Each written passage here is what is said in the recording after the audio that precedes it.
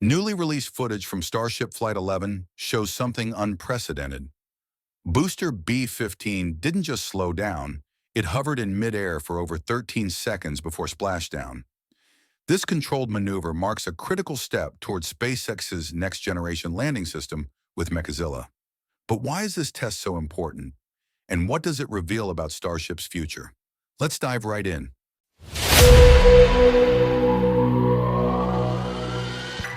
During Flight 11, Booster B-15 initiated its landing burn at T plus 6 minutes and 18 seconds. 13 Raptor engines roared to life, slowing the rocket's descent from over 2 kilometers above the ocean. Then within seconds, the outer engines cut off, first dropping to 5, then just 3. That transition might sound simple, but in rocket engineering, it's everything. By sequencing engine shutdowns, 13, 5, and 3, SpaceX was testing a fine-grained thrust control model crucial for future Mechazilla tower catches.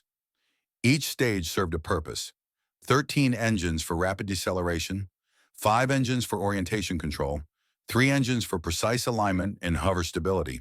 The data shows that once the booster reached roughly 1 kilometer altitude, it descended at an astonishingly slow rate, about 0.007 kilometers per second, nearly stable. This was the moment the world witnessed a 230-foot steel cylinder hover like a drone. For SpaceX, this wasn't just a flex, it was data. They were measuring how long the booster could safely maintain that delicate balance between gravity and thrust without exceeding thermal or fuel limits. And those 13 seconds? They may define the success of Starship's first-ever tower catch. Hovering a vehicle of this size isn't just about engines. It's about algorithms.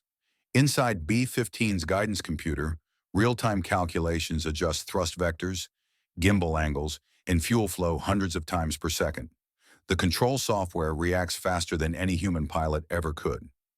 Each Raptor engine produces up to 230 tons of thrust, but in the hover phase, the system throttles them down with surgical precision. The goal: keep the booster centered, stable, and upright, exactly where Mechazilla's arms expect it to be. This test wasn't designed for beauty shots or marketing hype. It was a dry run for automation at full scale, where human reaction time no longer matters and precision becomes everything. Some observers believe this maneuver was SpaceX's unofficial rehearsal for a live catch attempt, possibly as soon as Flight 13. The timing aligns perfectly with Musk's internal timeline for the Starbase upgrades, where new Mechazilla systems have already been spotted undergoing calibration. But as SpaceX celebrated another successful test, reality quickly reminded everyone that progress always carries consequences. Shortly after splashdown, reports began surfacing from the Mexican coastline, fragments of hardware drifting ashore. Among the debris were several COPVS, composite overwrapped pressure vessels, and other components from Booster B-15's structure. The sight triggered public concern, especially when a photo showed a dolphin carcass floating nearby. Social media exploded with speculation that Starship's impact had harmed marine life. Within days, SpaceX and local authorities clarified. The dolphin had died long before splashdown. Its presence was coincidental. Still, the image left a mark. It sparked a deeper question. How does humanity balance ambition with responsibility? For SpaceX, the answer lies in ending ocean landings entirely. The ultimate goal has never been to splash and recover. It's to catch and reuse, safely, efficiently, and without leaving a trace. The hovering test directly ties into SpaceX's next leap: the Mechazilla catch system. Instead of allowing the booster to fall into the ocean, future flights will see Mechazilla's giant chopstick arms reach out, catch the rocket midair, and set it back onto the launch mount. That may sound extreme, but every second of B-15's hover data brings that dream closer to reality. SpaceX engineers now know exactly how long a booster can remain in stable hover before losing control or fuel balance. This means future missions can extend or shorten the hover phase to match Mechazilla's precise timing. In simpler terms, SpaceX just practiced the world's most complex handshake between a falling rocket and a robotic tower.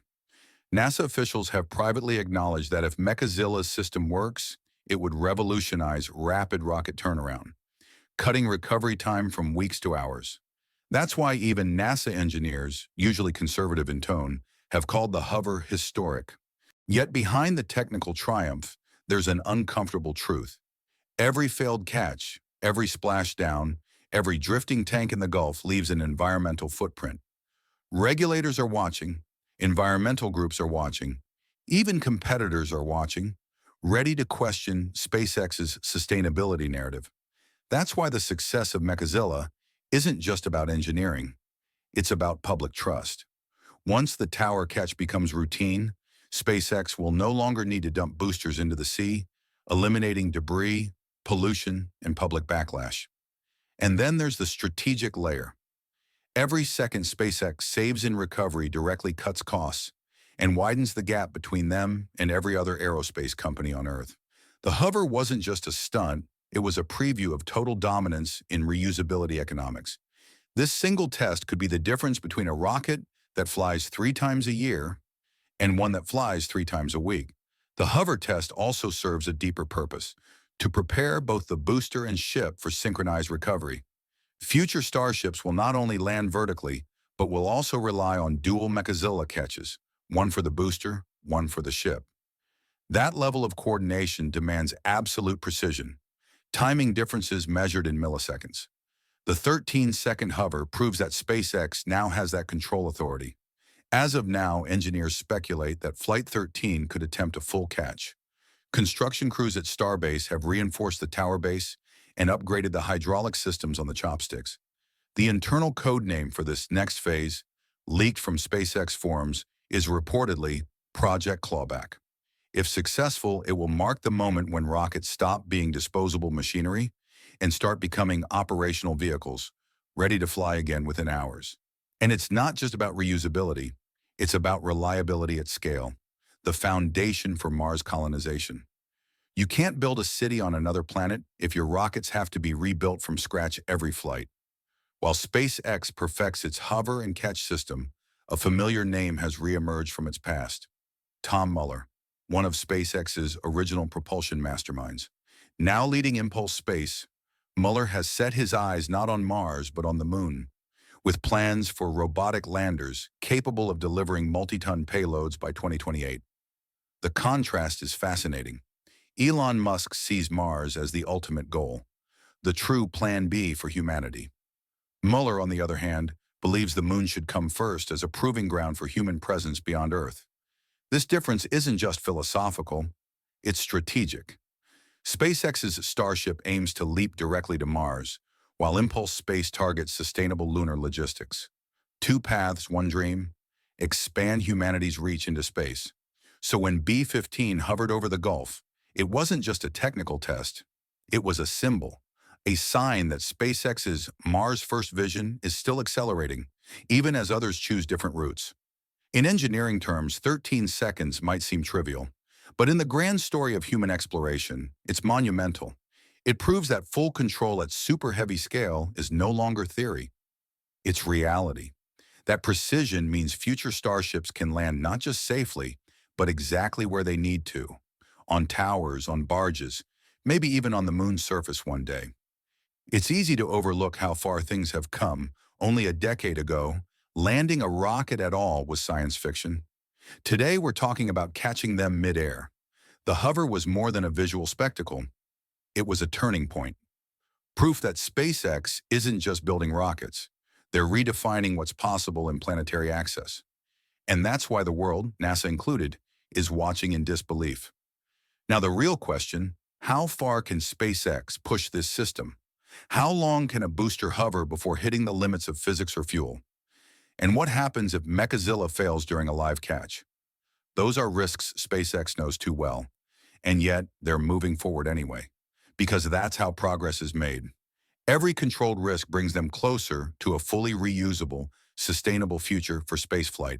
For SpaceX, the hover wasn't just a test, it was a statement. We are ready, and this is exactly why the B-15 hover is a turning point. It proves SpaceX can now control descent with unmatched precision, a crucial step toward catching rockets mid-air and reusing them instantly. What this means is simple. Humanity just moved closer to making space travel faster, safer, and truly routine.